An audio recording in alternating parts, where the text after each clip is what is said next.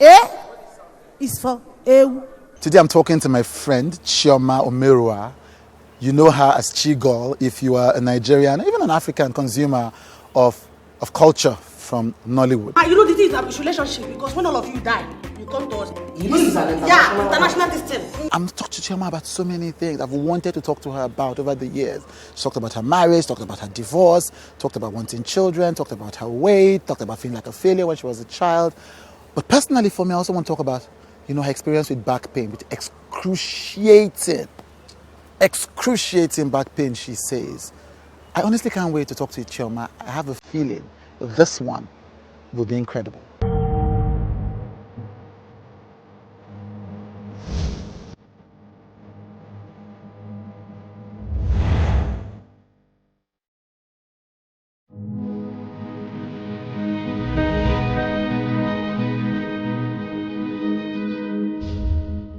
Welcome. Thank you for joining me. Thank you for having me. Let's talk pre-COVID. Okay. Yeah. Yes.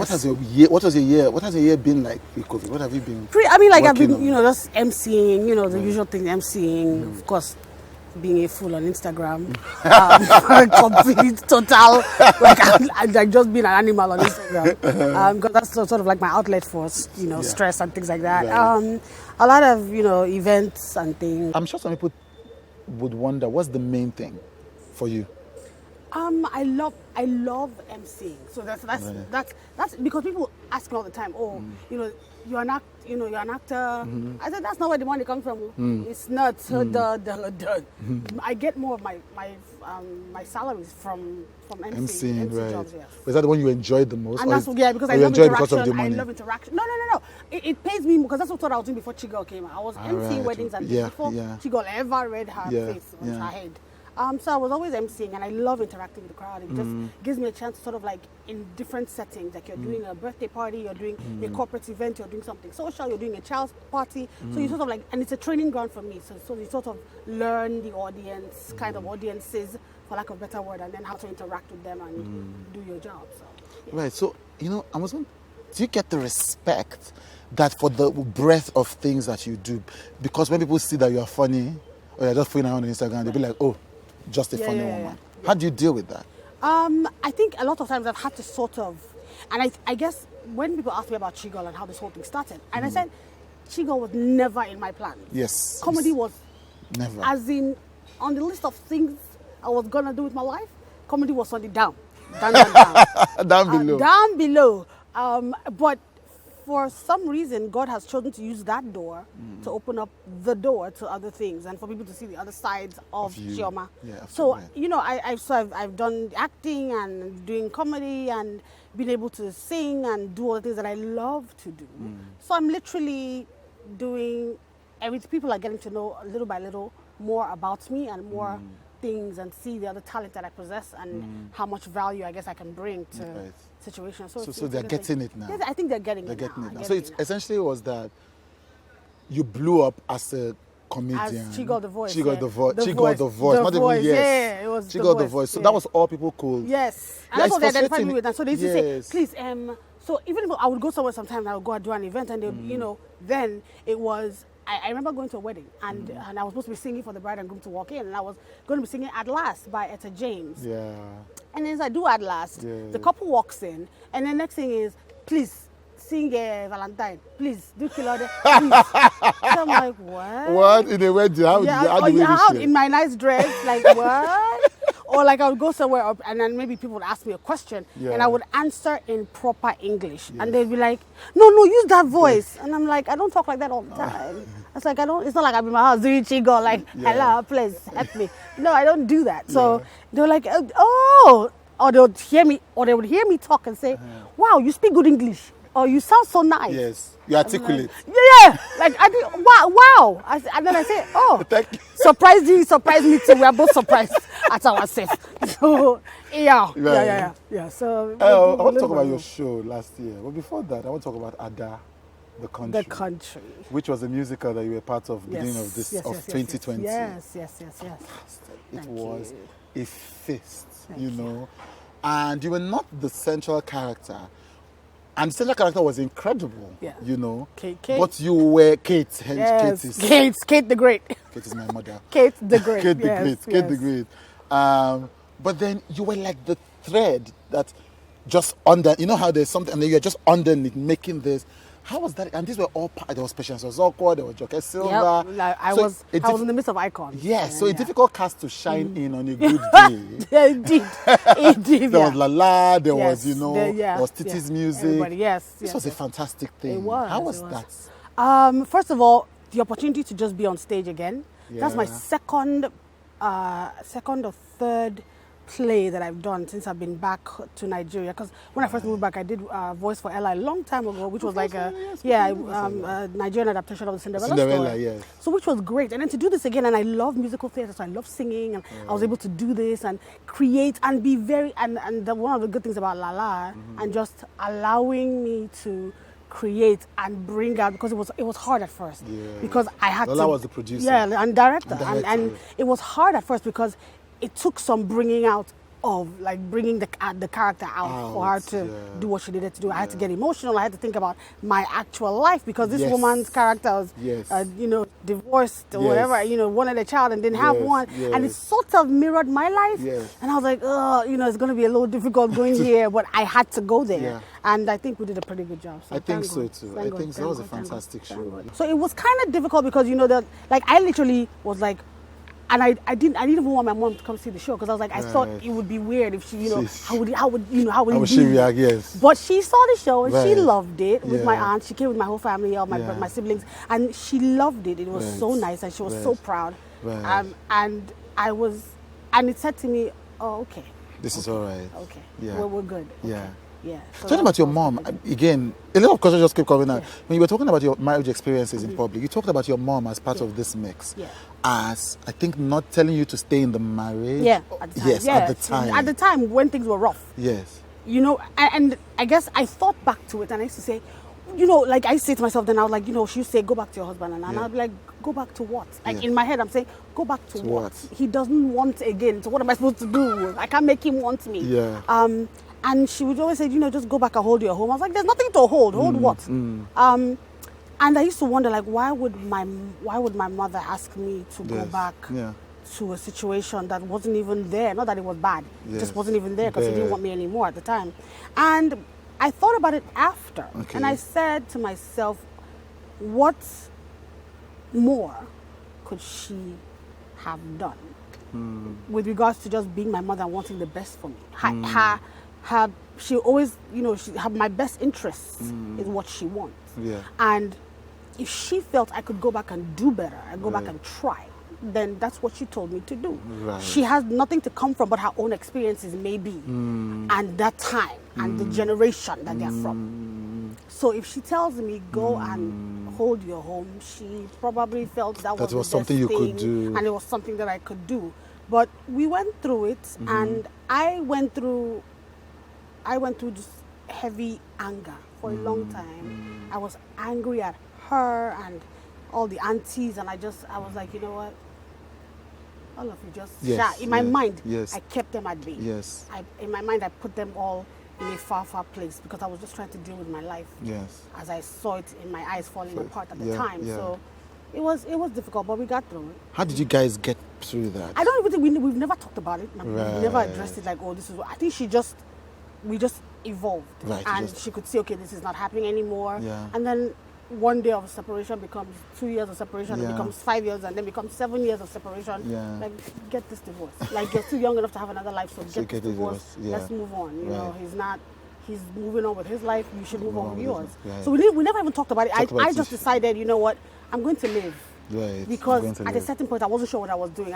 Because I didn't want to I couldn't even like have another relationship. I thought being separated for 7 years, you should be allowed to, hello, have a boyfriend, something like that. 1 or 2. Yeah, understand me.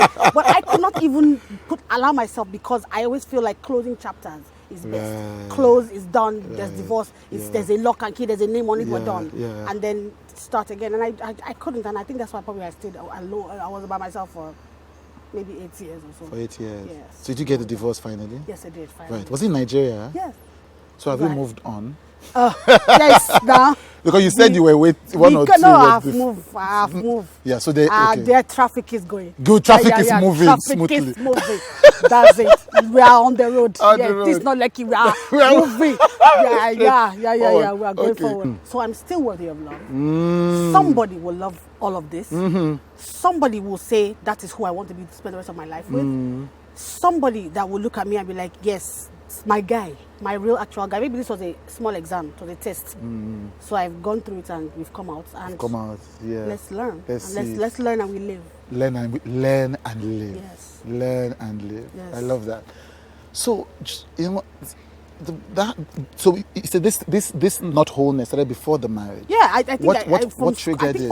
I think from school and just, you're in boarding school and people tell you, and secondary school and people are telling you things about yourself. I remember one of the situations I remember. I mean, in secondary school, I went to military school in Jos. Right. And I was one of the shorter girls. I was first set of the school, so I didn't have senior. Right. First set. Right. But I was one of the smaller girls. And I remember it's almost like middle child syndrome because you had the smaller girls who were cute and all these big girls loved them. So they were like the babies and take care of and Then you had us then you had the other ones who were like known and bossy and had personality and were big and bright and bold and didn't let anybody boss them around. And then you had people like me who were looking for friendship and looking for love and looking for acceptance and looking for camaraderie somewhere.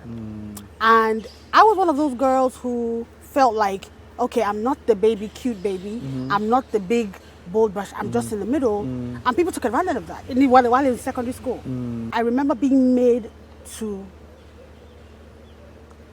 sing one of the girls to sleep almost every night. Like, I literally would come to her squadron, sit on her bed, and sing her to sleep, and then I would go back to my... Not that anybody tied my hands and like I said, but it's almost like if this is what's going to endear me to this person, these people, if this will make them accept me, let me just do it. I mean, I called out so many times. Called me out in front of the whole school and punish me and just, call me names. And then I leave that and then I go to Effort Secondary School in Ikeja and I remember this man who is now late. Okay. Let's just leave him. He used to, He used to, every time he would see me, I'll be walking from one class to the other, and he would see me in the hallway. It never failed. If he saw me at the gate when we were walking in from school, it never failed. He would give me at least a good 1 minute of tongue lashing of how bad I was and how ugly and how you're so horrible, you're so bad, you repeat again, you're so dumb, foolish. Seriously. Like he would say, I know your father's in the Air Force, very, very, gallant officer, blah, blah, blah, blah. I know your brothers, but look at you, you're here, failure, blah, blah, blah. It did not fail. Like, literally, it was like he had it in for me. I was like, did they write my name on your birth certificate? Because it's like you're coming, for me. This thing you are describing is the first 30 minutes, the first 15 minutes of Banana Island Ghost. Because there was that whole thing about life. Because you were also a producer in that. Of my time. I gave my time. Of your time, right. I did not receive salary. I gave my time. But the first 5 minutes had this kind of thing where this school mistress was just going on this child, you will not amount to anything, etc. And the way you lunged at that woman. When she talked about my father. Yes, because you also you talked about this military officer was like talking about your father, etc. And my father, my father, he died a month after I moved back. Yes, he asked me to come back. So him dying, you literally feel naked. Because if anybody when you have your parents and your father especially, the father is a covering. Is a covering, yes. And I felt stripped bare. And I was like a gaping wound. Yeah. And I was like, what just happened? What just happened? And what happens now? So you're dealing with all of those things. So, and I still have my moments. It's been a long time, yes, but I still have my moments. And I feel if he were here, how would my life have been? If he were here, how would the divorce have been handled? How would that separation process have been handled? If he were here, would it be different? You think about all this coulda, shoulda, woulda, but like I said, you choose to live. You choose to live. To live, to learn and to live. Learn and to live, that's it. I believe in schooling people. Now, if you come on my post and make a comment, like, I mean, like, even if you're going to say something, I feel like, hail me, whatever, even greet self, and then make your comment. And if it's constructive, fine. If it's not, I delete you. I started using I call it dab, delete and block. I love it. I go a dab. I love it. I love it. Because that way, I forget you existed. Like, and if anybody likes your comment, I go and do the same to them. In addition. It's a generational dabbing. Yes. Yeah. Yes. So like people, it's like if I post a picture of myself in my workout wear, I'm working out. We already know I'm fat. It's not like it's a strange phenomenon or concept. Oh, I've been knowing that I need to lose weight. It's not like you telling me it's now. Yes. Somebody now say, oh wow, oh you are so big, or your arms are so flabby, or you're so, and I'm saying to myself, I'm working out. Yes. I'm sweating in this post, and I'm saying, oh, workout today was somehow. Yes. It was hard, it was easy. I'm working out. What's the point of your comment? What is the thing? That's what I'm saying. You just want to be heard. Yes. Okay, yes. Okay, thank you. Yes. My arms are flabby. They've been flabby for a while. It's not today it's that not, they said yeah, not yes. informing me. So that's what I dab. Yeah. And some people will come, and the thing about it is, you see some people, they'll make a comment, you go off, because some people can dish it, but they can't take it. Of course. So when my followers now enter them. Yes, they'll not be like, oh, yes. Or they go to the DM and apologize. Yes, no. I just wanted your attention, Chigul. Yes. I'm sorry. Mama, I wanted your attention. Right. I get that all the time. Mama, sorry, don't vex. I just wanted your attention. Wow. Top way to get attention. You could have just sent me a damn DM. Yes. Did I just cuss again? I'm sorry. It's fine. You could have just sent me a damn DM and said hi. I answer all my DMs and I'll answer you back. Now you from hi, you say something stupid. And I will now DM. But hi, I take. Right. Good afternoon. Good afternoon to you too, dear. Right. You want to say something to me? Say something to me. And I do the same thing. Like if I feel somebody is doing something, even if it's just a regular random person, I've gone to the DMs and I've sent these regular randomites a DM to say this was wrong. You shouldn't have done this. You know what I mean? So that's why I just know that okay, they just want to be heard. Since I just delete them, so they don't even exist. There's no need to even I've had enter people this troll matter. me, like somebody trolled me for like 5 days in a row. She was just giving me, you're fucking ugly. Shut up. Look at your face. And I'm looking at this person's post and I'm looking at their page. Yes. You ain't pretty. Yeah, before we learn like what? You're not cute. You're as fat as me.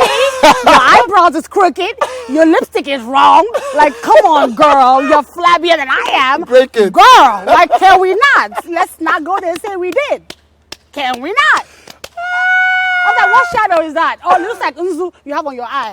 That's not eyeshadow. And you're talking about, oh, I'm effing ugly. Oh, you a child of God. Like, you know what? I said, Jesus, Satan said to answer you. God said, no, my child.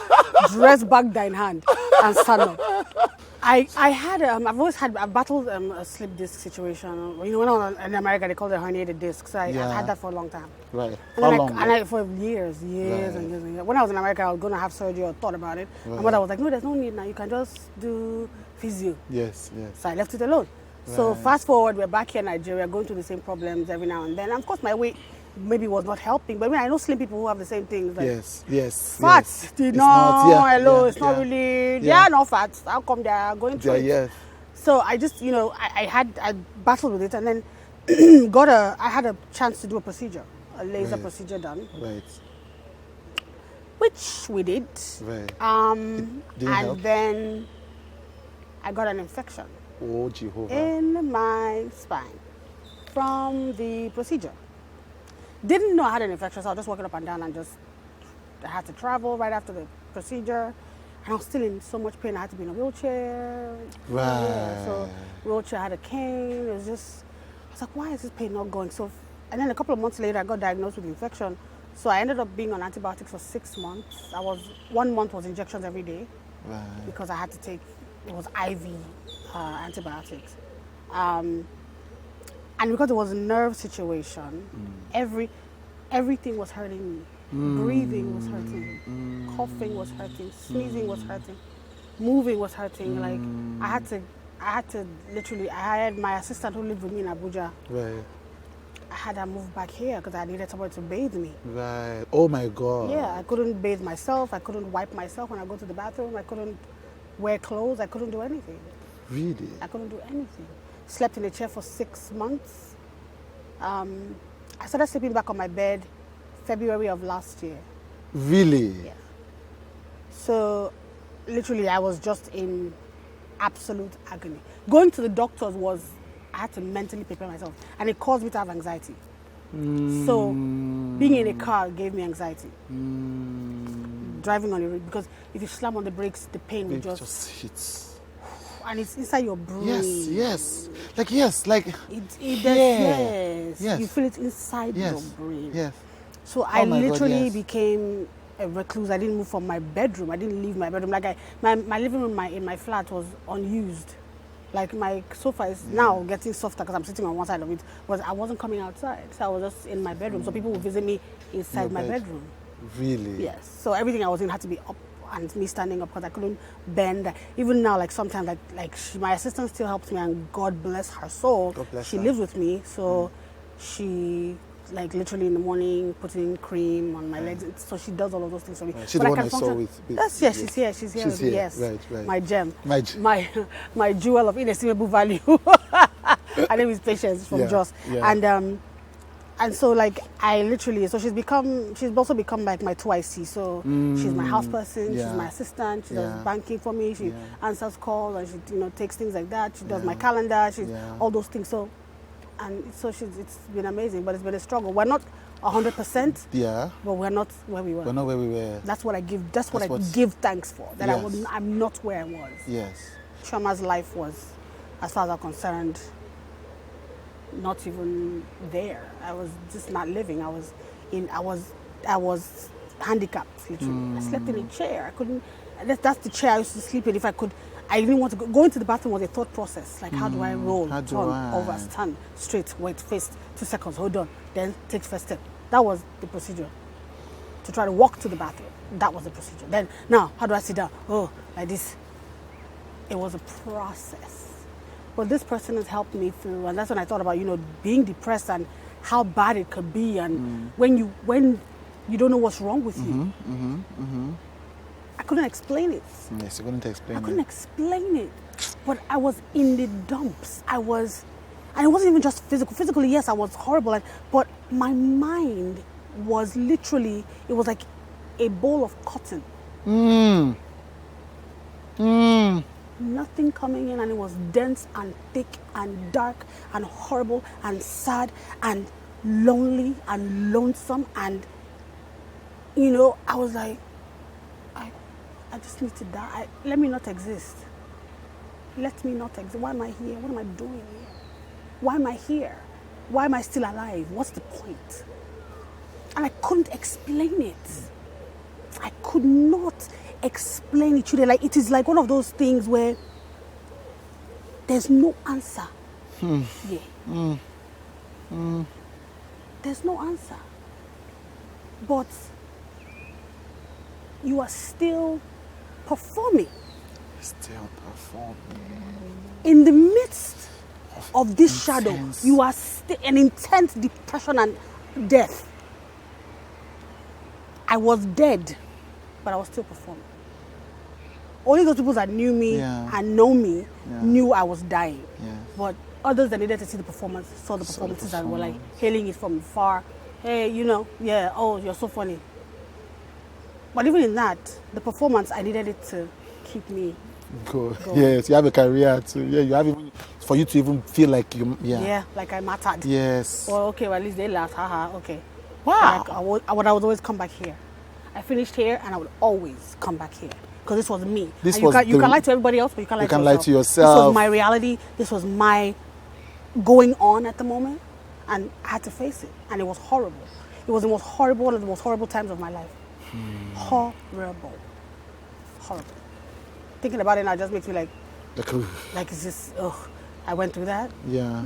But you can talk about it now. You can talk about it now. And I am a strong believer that our trials are not about us.